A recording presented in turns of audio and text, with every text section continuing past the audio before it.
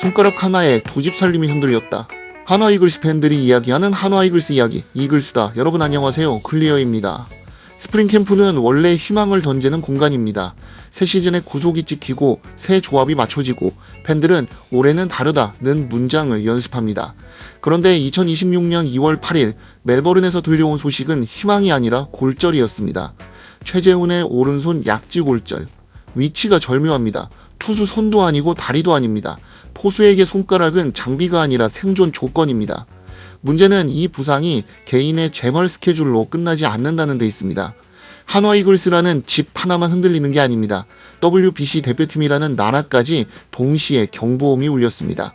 손가락 하나에 두 집 살림이 걸려있던 구조였다는 사실이 이 순간 드러났습니다. 아쉽다는 말로는 설명이 안 된다. 최재훈의 공백을 설명할 때 가장 먼저 나오는 말은 늘 같습니다. 안타깝답니다. 하지만 이 단어는 아무것도 설명하지 않습니다. 이탈의 무게는 감정이 아니라 구조와 숫자로 드러납니다. 포수는 기록지에 자주 등장하지 않지만 투수 성적표 곳곳에 흔적을 남기는 포지션입니다. 볼 배합, 주자 관리, 위기 상황에서의 선택, 그리고 경기 전체를 어떻게 끌고 가느냐의 문제입니다. 최재훈이 빠진다는 건 단순히 한 명의 결원이 아니라 한화 투수진이 의존하던 안정적인 경기 운영 옵션 하나가 사라진다는 뜻입니다. 특히 ABS 도입 이후 포수의 가치는 더 분명해졌습니다. 스트라이크를 만들어내는 기술이 아니라 이미 정해진 존 안에서 투수를 어떻게 설계하느냐가 핵심이 됐습니다. 같은 존, 같은 판정 아래에서 누가 더 좋은 선택을 하느냐의 싸움입니다. 그 영역에서 최재훈은 한화 투수진에게 가장 익숙한 기준점이었습니다. 이 팀은 2025 시즌 리그 최소 실책팀이었습니다. 수비가 안정되면 투수는 더 공격적인 선택을 할 수 있고 경기 운영의 리스크는 줄어듭니다. 그 흐름의 중심에는 항상 포수가 있었습니다. 그리고 지금 그 포수가 빠졌습니다. 이건 단순한 부상이 아닙니다. 한 시즌 동안 유지해온 운영 방식 일부가 통째로 비어버린 상태, 즉 시스템 결손에 가깝습니다. 대표팀부터 흔들린다. 포수 엔트리의 잔혹한 현실. 대표팀 이야기부터 정리해야 합니다. 엔트리는 냉정합니다. 포수는 원래 많지 않습니다. WBC 기준으로는 더 그렇습니다. 당초 대표팀 구상에서 포수는 박동원과 최재훈 단 2명이었습니다. 둘 중 하나가 빠지면 선택지는 없습니다. 전략도 여유도 사라집니다. 박동원 혼자 국제대회를 치르라는 건 경기 운영 이전의 신체 내구성 테스트입니다.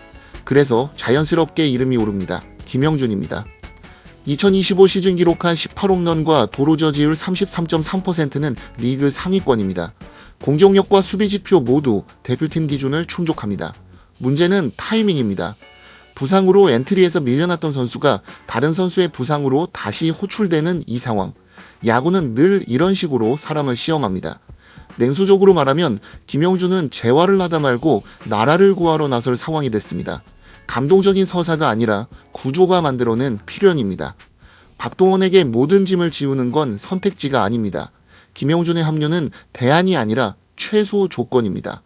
한화 이글스, 안방이 비었다. 이제 문제의 본진으로 돌아와야 합니다. 한화 이글스입니다. 포수 공백은 어떤 포지션보다 체감이 큽니다. 특히 이 팀은 더 그렇습니다. 이유는 간단합니다. 이 팀의 에이스가 누구인지 모두 알고 있기 때문입니다. 바로 류현진입니다. 류현진은 구속으로 압도하는 투수가 아닙니다. 볼 하나하나의 의미가 크고 포수와의 호흡이 경기력의 일부입니다. 프레이밍 하나, 코스 선택 하나가 결과를 바꿉니다. 이런 투수에게 포수 교체는 단순한 파트너 변경이 아닙니다. 악기 하나가 바뀐 오케스트라에 가깝습니다. 최재훈의 이탈은 곧 류현진의 변수 증가를 의미합니다. 그 사실만으로도 이 부상은 이미 팀 전체의 문제입니다.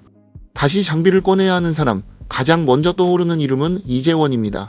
플레인 코치, 말 그대로 은퇴와 현역의 중간에 있는 중재입니다. 경험은 풍부합니다. 류현진 전담 포수 경험도 있습니다. 그래서 더 잔인합니다. 선택지가 이것뿐이라는 현실이 말입니다. 코치님, 다시 장비 차셔야겠습니다. 이 한 문장이 웃음처럼 들릴 수 있지만 실제로는 팀 뎁스의 현주소를 그대로 보여줍니다.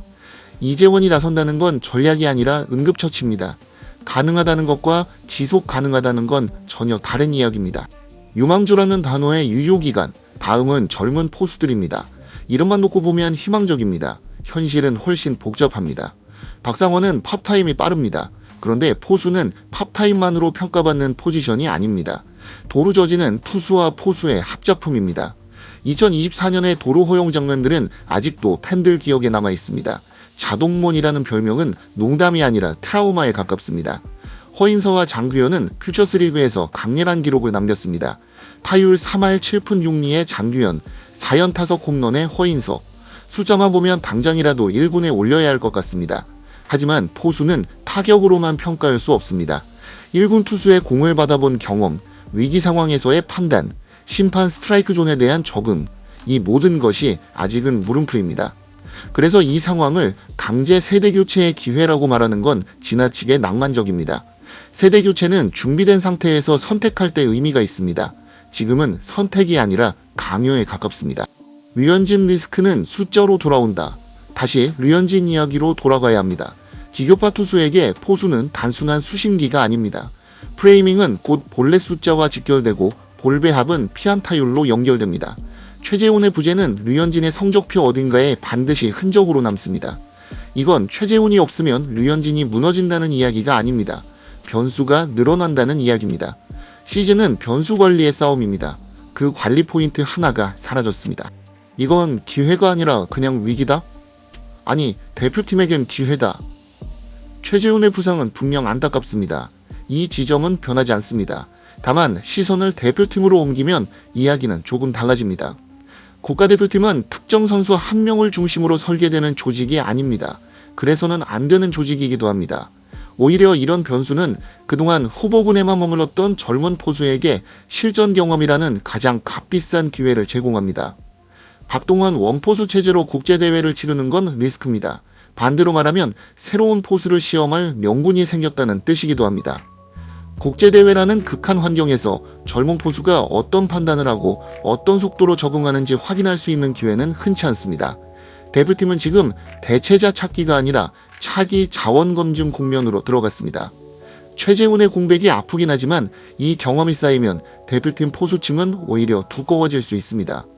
국가대표팀 관점에서 이 부상은 비상 상황이 맞습니다. 동시에 미래를 미리 당겨보는 테스트베드가 열렸다고 보는 편이 더 정확합니다. 한화 이글스에겐 진짜 포스트 최재훈을 가려낼 시간. 한화 이글스 입장에서는 이 시간을 피할 수 없습니다. 그렇다면 활용해야 합니다. 그동안 포스트 최재훈이라는 말은 늘 추상적이었습니다. 유망주는 많았고 가능성은 이야기됐지만 정작 1군에서 지속적으로 검증된 이름은 없었습니다. 이유는 간단합니다. 최재훈이 있었기 때문입니다. 이제는 상황이 바뀌었습니다. 누군가는 마스크를 써야 하고 누군가는 경기 운영을 책임져야 합니다. 이 과정에서 드러나는 건 기대가 아니라 현실입니다. 프레이밍, 블로킹, 투수 리드, 위기 상황 판단, 기록지에 남지 않던 요소들이 한 경기 한 경기 누적됩니다. 이 시간이 끝났을 때 한화는 알게 됩니다. 누가 백업이고 누가 계승자인지, 누가 잠깐 버틸 수 있는 선수이고 누가 다음 시대에 안방을 맡길 수 있는 선수인지. 그래서 이 공백은 단순한 손실이 아닙니다. 팀 내부에 답이 있는지 아니면 외부에서 답을 찾아야 하는지를 가르는 결정적 시간입니다. 마지막으로 해야 할 말, 최재훈 선수의 빠른 회복을 바랍니다. 이 말에는 어떤 계산도 없습니다. 그리고 동시에 이 시간을 맞이한 선수들에게는 분명한 메시지가 필요합니다. 이제는 준비 중이라는 말로는 부족합니다. 기회는 왔고 관찰은 시작됐습니다. 대표팀에서는 새로운 가능성을 확인하는 시간이 될 것이고 한화 이글스에서는 진짜 포스트 최재훈이 누구인지 판가름 나는 시간이 될 것입니다. 이건 운명이 아닙니다. 야구팀이라면 언젠가 반드시 거쳐야 할 과정이 조금 일찍 찾아왔을 뿐입니다. 여러분들의 생각은 어떠신가요? 여러분들의 생각을 댓글로 남겨주시기 바랍니다. 오늘 준비한 소식은 여기까지입니다. 오늘 소식이 재밌으셨다면 구독과 좋아요, 알림 설정까지 부탁드리오며 지금까지 클리어였습니다. 시청해주셔서 감사합니다.